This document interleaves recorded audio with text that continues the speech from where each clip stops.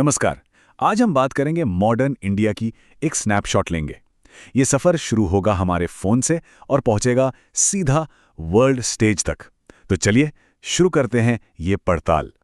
तो इस सफ़र में हम क्या-क्या देखने वाले हैं? सबसे पहले हमारी अपनी डिजिटल लाइफ, फिर जूम आउट करके देखेंगे नेशनल ब्लूप्रिंट को। इसके बाद बात होगी हमारे सीमाओं की सुरक्षा की, फिर पावर एंड पार्लियामेंट यानी सत्ता और संसद के गलियारों की, और आखिर में देखेंगे कि India on the world stage कहाँ खड़ा है। मजा आएगा ये देखने में कि ये सब चीजें आपस में कैसे जुड़ी हैं। तो चलिए सबसे पहले बात करते हैं उस दुनिया की जो हम सबकी उंगलियों पर है, हमारी डिजिटल लाइफ। और यहाँ कहानी में एक ट्विस्ट है। इसके दो पहलू हैं। एक तरफ है जबरदस्त सुविधा, डिजिटल पेमेंट्स का रेवोल्यूशन, और दूसरी तरफ है एक बड़ा संघर्ष, हमारी प्राइवेसी, हमारी निजता को बचाने का।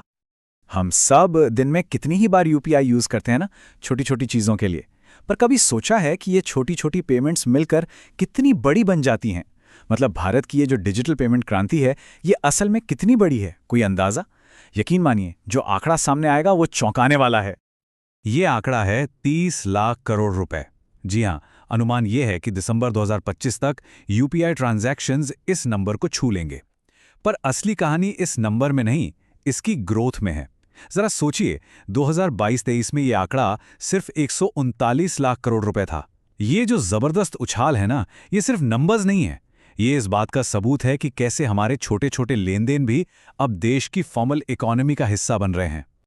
लेकिन जैसा कहते हैं ना, हर सिक्के के दो पहलू होते हैं। इस डिजिटल बूम का, इस जबरदस्त सुविधा का भी एक दूसरा पहलू है। सवाल ये उठता है कि हमारे डेटा की सुरक्षा कौन कर रहा है? जब हम अपने फोन से सब कुछ कर रहे हैं, तो हमारे सबसे फंडामेंटल राइट्स के लिए एक नया बैटल ग्राउंड तैयार हो गया है, और वो है हमारी प्राइवेसी का मैदान।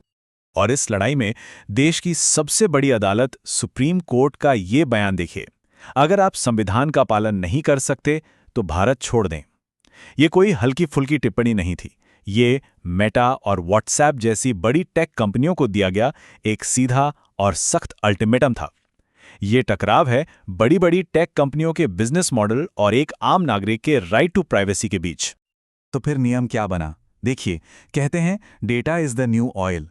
डेटा नया तेल है, लेकिन सुप्रीम कोर्ट ने कहा प्राइवेसी इज द कंटेनर। मतलब निजता वो कंटेनर है जो इस तेल को संभाल कर रखता है। इसका सीधा सा मतलब यह है कि हमारी निजी जानकारी कोई बिकाऊ सामान नहीं है। कोर्ट ने एकदम साफ कर दिया कि टेक्नोलॉजी को हमारी सेवा करनी है, ना कि हमें टेक्नोलॉजी का गुलाम बनना है। चलिए अब जरा जूम आउट करते हैं। एक इंसान की डिजिटल लाइफ से निकलकर अब पूरे देश के नेशनल ब्लूप्रिंट पर नजर डालते हैं। मतलब देश की इकोनॉमी और उसके विजन को समझने की कोशिश करते हैं। अब देखिए, किसी भी देश की इकोनॉमी को आगे ले जाने के दो तरीके होते हैं। एक तो है लंबा प्लान, एक लॉन्ग टर्म विजन, जैसे कि हमारे बजट में दिखता है, और दूसरा होता है इमीडिएट एक्शन, यानी फटाफट किए गए इंटरनेशनल ट्रेड डील्स जिनका असर तुरंत दिखता है। और जब हम लॉन्ग टर्म विजन की बात करते हैं तो बजट 2026 इसका एक बड़ा उदाहरण है। प्रधानमंत्री मोदी ने साफ कहा कि ये बजट सिर्फ एक साल का हिसाब किताब नहीं है, बल्कि ये अगले 25 साल का एक रोड मैप है। लक्ष्य क्या है? लक्ष्य है 2047 तक विकसित भारत बनाना। और अब बात करते हैं इमीडिएट एक्शन की, जैसे कि भारत अमेरिका ट्रेड डील। यहाँ घरेलू और अंतर्राष्ट्रीय पॉलिसी के बीच का बैलेंस बहुत साफ दिखता है। कॉमर्स मिनिस्टर पीयूष गोयल ने कंफर्म किया कि इस डील में हमारे किसानों और डेयरी सेक्टर के हितों को पूरी तरह से प्रोटेक्ट किया गया, उन्हें कोई आंच नहीं आई। जबकि दूसरे सेक्टर्स में टैरिफ कम किए गए ताकि ग्लोबल ट्रेड को बढ़ावा मिले। अच्छा, तो इकोनॉमी मजबूत हो गई, विजन भी क्लियर है, लेकिन इन सबको सुरक्षित रखना भी तो जरूरी है ना? तो अब हम अपना फोकस शिफ्ट करते हैं देश की सुरक्षा पर। बात करते हैं हमारी सीमाओं की और डिफेंस में हुई एक बहुत बड़ी टेक्नोलॉजिकल लीप की। ये जो तस्वीर है, ये ओडिशा के तट की है, जहां डीआरडीओ ने एक नई मिसाइल टेक्नोलॉजी का सफल परीक्षण किया। ये एक बहुत बड़ी कामयाबी है, और इसके पीछे जो टेक्नोलॉजी है उसका नाम है SFDR। चलिए जरा आसान भाषा में समझते हैं कि ये है क्या चीज। SFDR का मतलब है सॉलिड फ्यूल डक्टेड रैमजेट। अब ये सुनने में थोड़ा टेक्निकल लगता है, पर इसका काम बहुत सीधा है। ये टेक्नोलॉजी मिसाइल को लगातार ताकत देती रहती है, मतलब कंटिन्यूअस थ्रस्ट। इससे होता क्या है, हमारी हवा से हवा में मार करने वाली मिसाइलों की रेंज और स्पीड दोनों बढ़ जाती है। सीधे शब्दों में, मिसाइल अब ज्यादा दूर तक और ज्यादा तेजी से जा सकती है, और ये आत्मनिर्भर भारत की दिशा में एक बहुत बड़ा कदम है। तो एक तरफ टेक्नोलॉजी हमारी सीमाओं को महफूज कर रही है, और दूसरी तरफ देश के अंदर हमारी डेमोक्रेसी के नियम स्थिरता बनाए रखते हैं। तो चलिए अब जंग के मैदान से सीधा चलते हैं सत्ता के गलियारों में, पावर और पार्लियामेंट। देखते हैं कि हमारे सदन के नियम क्या कहते हैं। लोकसभा में इस तरह का शोर शराबा, हंगामा, ये तस्वीरें हम अक्सर टीवी पर देखते हैं।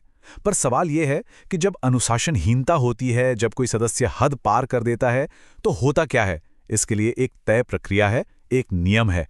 आइए उसी को समझते हैं। तो होता यह है, स्टेप 1, एक्शन। मान लीजिए किसी सदस्य ने स्पीकर की कुर्सी के प्रति अनादर दिखाया, जैसे कि कागज फेंक दिए। स्टेप 2, नियम। तब स्पीकर लोकसभा के रूल 734 का इस्तेमाल करते हैं। और स्टेप 3, नतीजा। उस सदस्य को सेशन के बाकी बचे हुए समय के लिए सस्पेंड कर दिया जाता है। ये नियम सदन की गरिमा को बनाए रखने के लिए बहुत जरूरी है।